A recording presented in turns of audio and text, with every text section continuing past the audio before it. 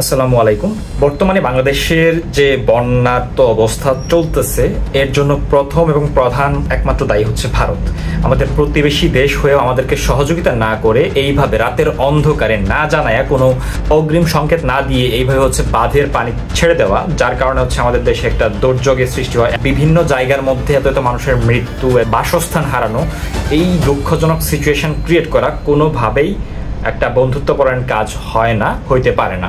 এইটা একটা অমানবিকর কাজ এবং এই কাজটা ভারত করছে এতদিন। হয়তো তারা আমাদের এখানে যে ইলিশ থেকে শুরু করে বিভিন্ন সহযোগিতা তারা বা সুযোগ নিচ্ছে, সো হুট করে তাদের এটা বন্ধ হয়ে যাওয়াতে কোনোভাবেই সহ্য করতে পারে নাই। আমাদের যে সাধারণ মানুষ থেকে শুরু করে গায়ক বা হচ্ছে ব্যক্তিগত উদ্যোগ, ছাত্র, শিক্ষক নানাভাবে যে সহযোগিতা করতেছেন, এইটা আসলে একটা মানে অদ্ভুত সুন্দর বিষয়। যখন সম্মিলিতভাবে থাকি না, তখন মনে হয় না যে কোনো শক্তি আসলে আমাদেরকে পিছিয়ে দিতে পারবে। বাট যে যেমনি পারি আমরা সাহায্য সহযোগিতা করব।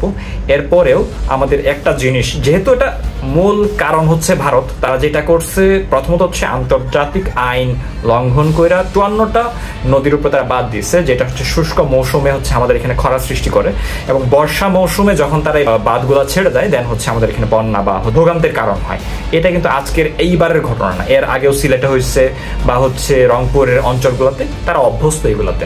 বাট এইটার যে একটা ক্ষতি, আহমদ সফার একটা জায়গার মধ্যে একটা প্রবন্ধে আমি পড়তেছিলাম, ওইখানে বলতেছিল যে আমাদের এই যে রংপুর অঞ্চল থেকে শুরু করে এই পাশটা দিয়ে যে ভারতের যে আগ্রাসন, এইটার যে প্রতি বছর যেই পরিমাণ ক্ষয়ক্ষতি, এইটা হচ্ছে জাপানের যে নাগাসাকি বা হিরোসীমাতে যেই বোমা ফেলার কারণে যে ক্ষয়ক্ষতি, ওইটার সমান।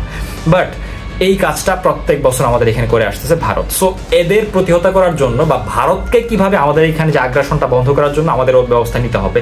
প্রথমত এই জন্য হচ্ছে ভারতের যে বাজারটা আমাদের এখানে আছে সেটাকে রুখে দিতে হবে। দ্বিতীয় কথা হচ্ছে ভারতের বাজারের কারণে আমাদের দেশের যে বাজার, দেশের যে প্রোডাক্ট, ওইগুলা ভালো চলে না। সো আমাদেরকে আগে চিনতে হবে দেশীয় প্রোডাক্ট কোনগুলা।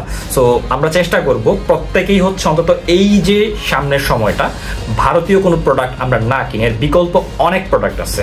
আমি একটা অ্যাপস দেখলাম যে দেশীয়, ওই অ্যাপসের মধ্যে খুব সুন্দরভাবে আমাদের দেশীয় যে প্রোডাক্টগুলো আছে, যে আপনি টুথপেস্টে কোনটা হচ্ছে দেশীয়, সাবান, লবণ থেকে শুরু করে যা আছে সবকিছু কিন্তু দেশীয়। খুব প্রোডাক্টগুলো খুব ভালো, এগুলো মানেও ভালো, দামেও কম। বাট আমাদের হয় কি যে এই বাজারটা আমরা ওইভাবে অভ্যস্ত হয়ে গেছি যে ইন্ডিয়ান প্রোডাক্ট হইলেই ভালো হবে, এরকম কিছু আসলে না। সো এই জায়গা থেকে আমরা চেষ্টা করব দেশীয় প্রোডাক্টগুলো ব্যবহার করার। এর বাইরে যে আকাশ সংস্কৃতির যে আগ্রাসন আমাদের এখানে, টিভিটা ছাড়লেই দেখবেন যে ইন্ডিয়ান চ্যানেল দিয়ে ভরপুর। সো এইগুলার হচ্ছে আমাদেরকে এখন বয়কট করতে হবে। এইটা এখন আমাদের সম্মিলিত একটা প্রচেষ্টা। আজকে আমি এটা বললাম, আরো 10 জন বললো, 20 জন বললো, এভাবে আমরা যখন একত্রিত হব, মানে আমাদের কথা বা আমাদের কণ্ঠ যখন এক হবে, তখন আসলে ওরা রুখে যাবে ইনশাল্লাহ। বাট এই মুহূর্তে আমাদের সবচেয়ে জরুরি যেটা, যারা হচ্ছে খারাপ অবস্থায় আছে, যারা এই বন্যার মধ্যে হচ্ছে কবলিত, তাদেরকে রেস্কিউ করা। এর বাইরে হচ্ছে তাদের খাবার, চিকিৎসা যেটা দরকার, এবং এই বন্যা পরবর্তী সময় তাদেরকে বাসস্থানের জন্য যতটুক সম্ভব সহযোগিতা করা দরকার। তারপরেও আমাদের যারা হচ্ছে এখানে কাজ করতেছে, যে যেমনে পারে, আমি আন্তরিকভাবে কৃতজ্ঞ এবং আমি ভীষণ খুশি যে এত অল্প সময়ে এত মানুষ হচ্ছে এখন মানে লাইন ধরতে সাহায্য করার জন্য। এটা অনেক খুশির সংবাদ। সো এইরকম দুর্যোগ বন্যা দিয়ে বাংলাদেশের মানুষকেও ঠেকানো যাবে না, বা কোনো একটা নতুন জনজোয়ার যেখানে জনজাগরণ যেটা যে রেনেসা হইতেছে দেশের মধ্যে, ওইটাকে কোনোভাবে আটকানো রাখা সম্ভব না। সো আশা করি সবাই ভালো থাকবেন এবং যে যেমনে পারেন আপনারা চেষ্টা করবেন সাহায্য সহযোগিতার জন্য। এই চেষ্টাটাই আসলে ক্ষুদ্র ক্ষুদ্রভাবে একটা বিস্ফোরণ হবে, যেটার বিস্ফোরণে আমরা নতুন একটা বাংলাদেশ পাবো। সবাই ভালো থাকবেন, ধন্যবাদ সবাইকে।